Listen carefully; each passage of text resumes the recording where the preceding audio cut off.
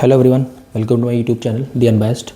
दोस्तों होप आपको मेरे वीडियोस अच्छे लग रहे होंगे। अगर अच्छे लग रहे हैं तो please subscribe to my channel and press the bell icon, और वीडियोस को ज़्यादा से ज़्यादा शेयर करें, लाइक करें और कमेंट्स करें वीडियोस पे। तो दोस्तों आज का जो टॉपिक है वो पार्ट 2 है, जो हमारी सीरीज़ चल रही है ब्रिक्स करेंसी के ऊपर। पार्ट 1 में मैंने ब्रिक्स के बारे में एक्सप्लेन करा था, और पार्ट 2 में मैं डॉलर के बारे में डिस्कस करूँगा, डॉलर की हिस्ट्री के बारे में कि डॉलर एक ग्लोबल करेंसी कैसे बना, इतनी स्ट्रॉन्ग करेंसी कैसे बना। मतलब कि मैंने आपको लास्ट वीडियो में बताया था कि BRICS currency will come as a counter to the US dollar. तो यूएस डॉलर एक इतनी स्ट्रॉन्ग करेंसी, ग्लोबल करेंसी कैसे बना, उसके बारे में डिस्कस करते हैं इस वीडियो में। अब दोस्तों आपके मन में भी ये सवाल आता होगा कि यार चलो यूएस किसी कंट्री के साथ ट्रेड कर रहा है, वो डॉलर में कर रहा है, तो बात समझ में आती है। लेकिन कोई थर्ड कंट्री, जैसे मान लो जहाँ पे यूएस इन्वॉल्व ही नहीं है, जैसे इंडिया यूएई के साथ ट्रेड कर रहा है या यूएई जापान के साथ ट्रेड कर रहा है, तो वो भी डॉलर में कर रहे हैं। किसी भी एसेट की वैल्यूएशन होती है वो भी डॉलर्स में होती है। अब अगर मैं आपको कुछ फिगर्स दूँ तो दुनिया का अराउंड 90% करेंसी ट्रेडिंग जो होती है वो डॉलर्स में होती है, और ग्लोबल फॉरेन करेंसी रिजर्व जो है वर्ल्ड में, उसका 59% डॉलर्स में है। तो डॉलर एक बहुत ही स्ट्रॉन्ग करेंसी है। अब वो स्ट्रॉन्ग करेंसी कैसे बना, एक ग्लोबल करेंसी कैसे बना, उसके लिए हमें थोड़ा सा हिस्ट्री में जाना पड़ेगा। अब दोस्तों जब 1944 की बात है, जब ऑलमोस्ट वर्ल्ड वॉर 2 एंड होने वाला था, तो जो वर्ल्ड की जो बिग पावर्स थी वो इकोनॉमिकली बहुत हिट हुई, क्योंकि जब भी कोई वॉर होता है तो इकोनॉमिकली बहुत फ़र्क पड़ता है। अब उस टाइम में यूएस जो था वो एक फ्लरिशिंग इकोनॉमी था।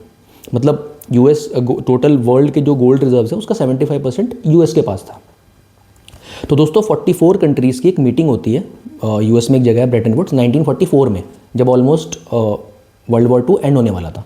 वो कहते हैं यार एक ग्लोबल इकोनॉमिक ऑर्डर सेट करते हैं। तो वो क्या डिसाइड करते हैं, वो ये डिसाइड करते हैं कि जो भी और करेंसीज़ हैं, और कंट्री की करेंसीज़ हैं, उसको पैक कर देते हैं डॉलर के साथ, और फाइनली डॉलर को पैक कर देते हैं गोल्ड के साथ। मतलब कि अगर किसी भी कंट्री को गोल्ड चाहिए तो यूएस को डॉलर देगा, उसको गोल्ड मिल जाएगा, एंड वाइस वर्सा। अब दोस्तों यहाँ पे एक इशू आया, जो गोल्ड है वो तो लिमिटेड है, गोल्ड रिजर्व जो है लिमिटेड है, लेकिन जो इकोनॉमी है वो अनलिमिटेड तरीके से ग्रो हो सकती है। लेकिन अगर कोई इकोनॉमी आपकी आपकी जो इकोनॉमी है वो पैक रहेगी डॉलर के साथ, तो वो अनलिमिटेड तरीके से ग्रो नहीं हो पाएगी।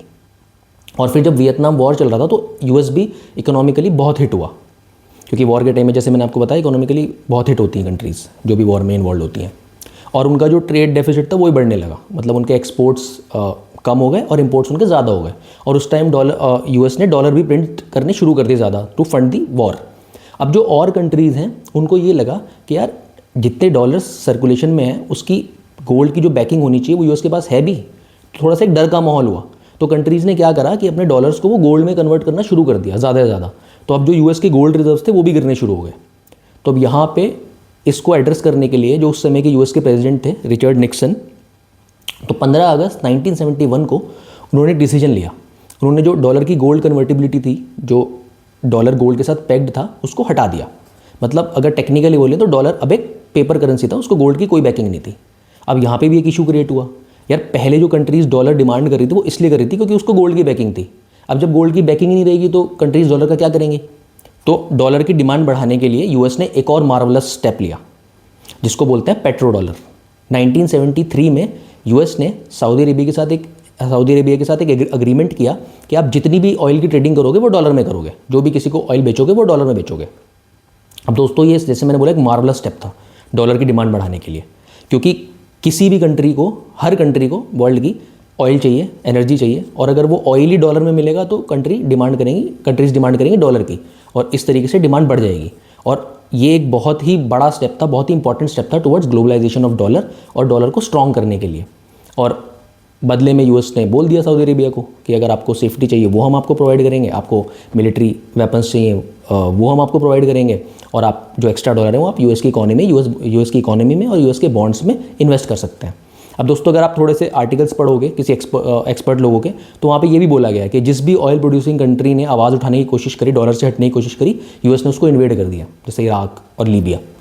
तो दोस्तों ये 3 जो मैंने आपको इवेंट्स बताए हैं, ब्रेटन वुड्स, निक्सन शॉक और पेट्रो डॉलर, यही 3 स्टेप्स थे जिनकी वजह से आज यूएस डॉलर जो है वो ग्लोबल करेंसी है और इतनी स्ट्रॉन्ग करेंसी है।